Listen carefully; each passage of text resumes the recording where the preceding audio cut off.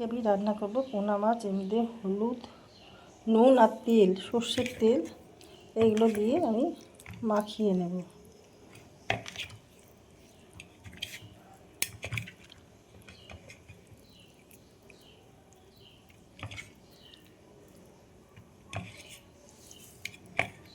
আর কড়ায় তেল গরম হতে দিয়েছি, ততক্ষণে মাছটা একটু ম্যারিনেট মতন হয়ে যাক আর তেলটা গরম হয়ে যাক, তারপর আমি মাছগুলো ভেজে নেব। তেলটা গরম হয়ে গেছে, আমি এবার মাছগুলো ছেড়ে দেবো।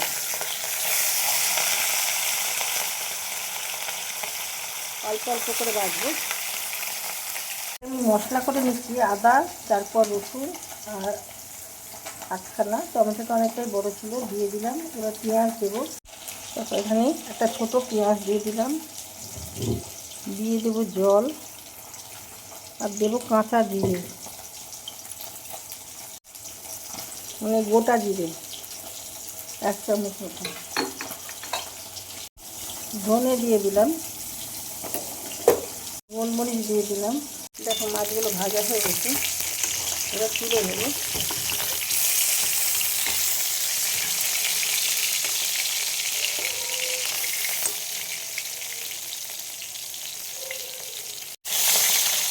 দেখো মাছ ভাজার তেল আমি জিরে ফোড়ন দিয়ে দিলাম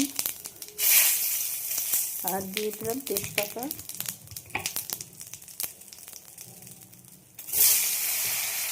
আলু,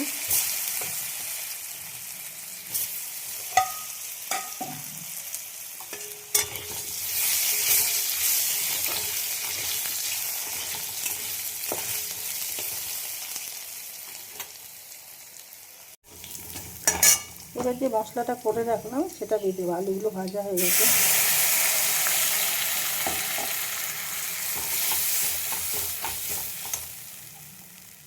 দিয়ে দিলাম হলুদ, লাল লঙ্কা গুঁড়ো, পরিমাণ বুঝে নুন দিয়ে দিলাম।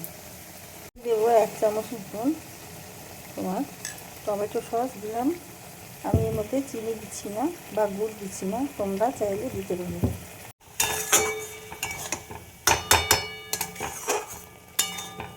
এবার দেখো অল্প করে একটু আমি গরম মশলা দিয়ে দিলাম।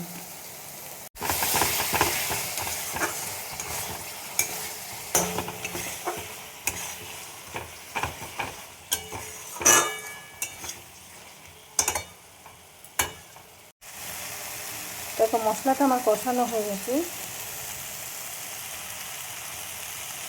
এবার আমি দিয়ে দেবো জল।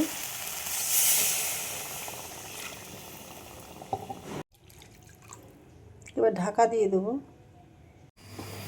দেখো জলটা ফুটে উঠেছে, আমি মাছগুলো সব দিয়ে দেবো এর মধ্যে।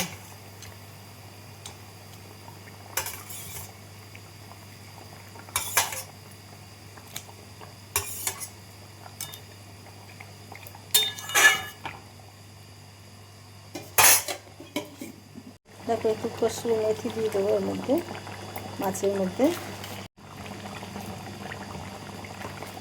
দিয়ে দেবো। অল্প করে একটু ঘি, 1/2 চামচ। দেখো মাছের ঝোলটা আমার রেডি হয়ে গেছে, আমি এর মধ্যে কিছু ধনে পাতা দিয়ে দেবো।